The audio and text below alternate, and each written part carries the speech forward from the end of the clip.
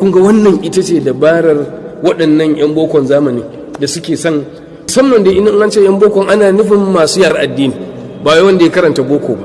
Yawwa ai dama kun dai fahimci wanda waɗannan modernist masu son sai an canza addinin bai dace da zamani ba, wannan abubuwan akwai zafi akwai kaza da kaza, duk irin waɗannan ra'ayi dabarar su kenan. Zaka ga mutum zai ce ai shi ma yayi karatu, ko ya ce ai mu ma musulmin ne, ko ai akwai wasu malaman da ba ku ba wanda ga abin da suka ce. To duk dama haka zaka ji dalilan su shine ko wani malamin suna da wani malamin da yake musu fatawa tasa suka yadda, ko kuma ce a mu ma musulmi ne.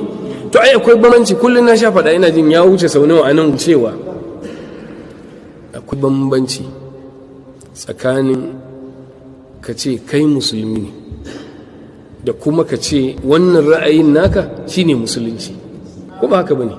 Yau musulunci daban, kai kuma musulmi daban.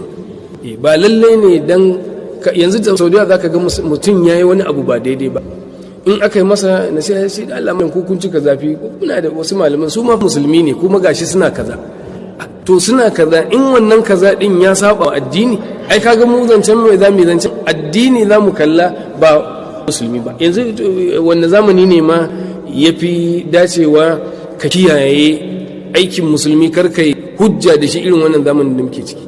Musulmi dai irin namu na wannan zamanin, in ka ce da aikin su zaka auna musulunci, gaskiyar musulunci, a ce ka rika kallon aikin musulmi, a ce ba za ka san komai ma na musulunci ba. Allah da ya kyauta. Haka waɗannan irin dabaru da ne, to bari ku ji bai gama zance ba sai ce kamar